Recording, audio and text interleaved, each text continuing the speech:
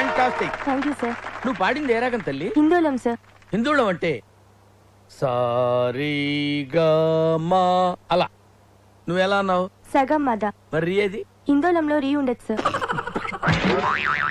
ఈ particular scene గురించి చెప్పాలి. నేను జనరల్గా అక్కడ ఎక్కువ ఆర్టిస్టులతో ఇంటరాక్ట్ అవుతూ వాళ్ళతో మాట్లాడుతూ సరదాగా చేస్తుంటాను.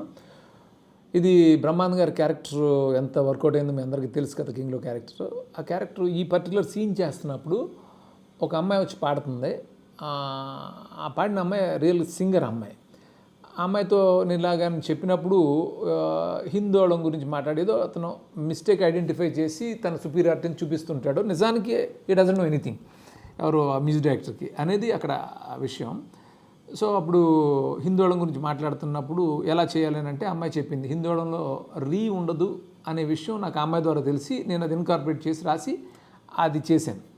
అది చేసాం, అది బాగా వర్కౌట్ అయింది. దేవి రీ రికార్డింగ్ చేస్తున్నప్పుడు నన్ను అడిగాడు, భయ మీకు హిందోళంలో రీ ఉండదని మీకు ఎలా తెలుసు అని నన్ను అడిగాడు. అడిగితే నాకు తెలీదు, అమ్మాయి చెప్పింది అక్కడ సింగర్ అంటే. అది నిజంగా నేను షాక్ అయ్యాను, భయ హిందోళంలో రీ ఉండదని మీకు ఎలా తెలుసు అంటే అది నాకు గుర్తొచ్చింది. ఇప్పుడు ఏం చంపక్ సేట్, మందిని పరేషాన్ చేస్తున్నట్టు ఏం కథ? కథలు చెప్పడానికి నేను హరిదాసుని కాదు, చంపక్ దాసుని. నేను పరేషాన్ చేయట్లా, ఫైనాన్స్ చేస్తున్నాను. ఏందిరో వాల్యూమ్ పెంచినావు? పెంచక నేను చూసి పోసేసుకుంటాను అనుకున్నావా? ఇది వ్యాపారం. నేను స్ట్రాంగ్గా బిలీవ్ చేసేవాడిని, ఎంత పెద్ద సినిమా చేసినా సరే, ఎంత సీరియస్ థీమ్ అయినా సరే దాన్ని ఎంటర్టైనింగ్గా చెప్పాలని. ఫ్రాంక్గా మీరు చూస్తే దూకుడు అనేది చాలా సీరియస్ థీమ్, ఒక ఫాదర్ అండ్ సన్ ఎమోషన్ సంబంధించిన విషయం సినిమా. అది దాన్ని ఇంత ఎంటర్టైనింగ్గా చెప్పాలి అని అనుకున్నప్పుడు ఈ రియాలిటీ షో ఐడియా. ఈ రియాలిటీ షోలో ఆల్రెడీ యాక్టింగ్ పిచ్ ఉన్న బ్రహ్మానందం గారి క్యారెక్టరు ఇల్లు అద్దెకిచ్చుకుని అందులో వేషాలు వేస్తూ సినిమాలు షూటింగ్లు ఇస్తూ చేస్తుంటాడు. ఆయన్ని ఈ రియాలిటీ షోలో ఇన్వాల్వ్ చేసి చేయటం. సో ఆయన ఆ పీక్ పర్ఫార్మెన్స్ చేశారు. అసలు మహేష్ బాబు దాన్ని యాక్సెప్ట్ చేసి తాను అంత బిలీవ్ చేసి చేయడం వల్ల ఆ ఎపిసోడ్ అంత బాగా వచ్చింది. టీ తాగుతావంటరా? టీలు కాఫీలు అలవాట్లేదు. ఎంట్రీ తాగుతావా? టీ తాగినట్టు ఇలాగే ఒక్కొక్కరు టీ తాగుతారా? థ్యాంక్స్ అండి. ఇది టీయా? కాఫీ ఇచ్చావా? టీయే సార్. ఆ ఎపిసోడ్లో ప్రత్యేకత ఏంటంటే నేను అది స్క్రిప్ట్ రాయలే, ఏ సీన్ కూడా రాయలేదు. జస్ట్ ప్రతి సీన్కి సంబంధించిన కంటెంట్ నా మైండ్లో ఉంది. అదే కంటెంట్ ఆర్టిస్ట్కి ఎక్స్ప్లెయిన్ చేసి టైమింగ్ చెప్పి నువ్వు ఇది చెప్పు అని చెప్పడం వల్ల ఏమైందంటే అది ఎక్కడ ఒక ఫ్రేమింగ్ ఉండదు, చాలా న్యాచురల్గా ఏదో జరుగుతున్నట్టుగా ఉంటుంది. అది ఇన్ని ఇయర్స్ అలా ఉండడానికి రీజన్ ఆ రియల్ న్యాచురాలిటీ, అది అలా చేయటం. దానికి నేను థ్యాంక్స్ చెప్పాల్సింది ఆర్టిస్టులకి. ఎందుకంటే నన్ను బిలీవ్ చేసి ఒక సీన్ పేపర్ లేకుండా నేను చెప్పిందల్లా వాళ్ళు ఫాలో చేస్తూ నాకు కావాల్సినట్టు ఆ టైమింగ్ ఇచ్చిన యాక్టర్స్ లైక్ రవితేజ కానీ, బ్రహ్మానందం గారు కానీ, ఏవిఎస్ గారు కానీ, శ్రీనివాస్ రెడ్డి, చిత్రం శ్రీను, రామచందర్, స్నేహ, వాళ్ళందరూ చాలా బాగా బ్రిలియంట్గా ఫాలో చేశారు.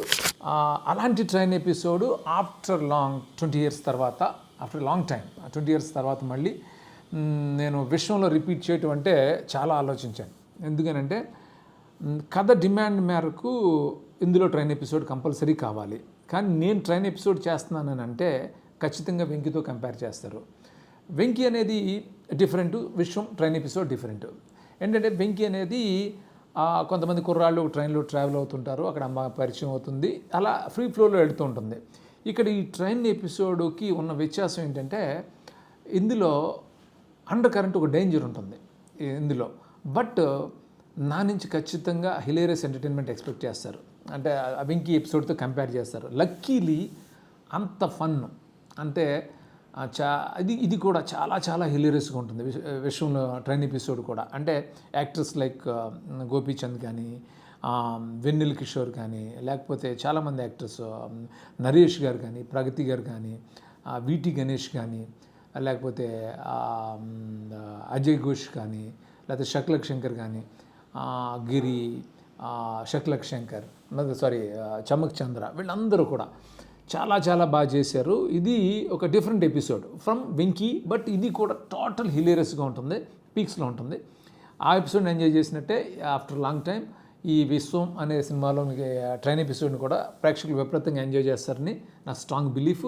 అంత బాధ్యతగా కష్టపడి కూడా చేసాం.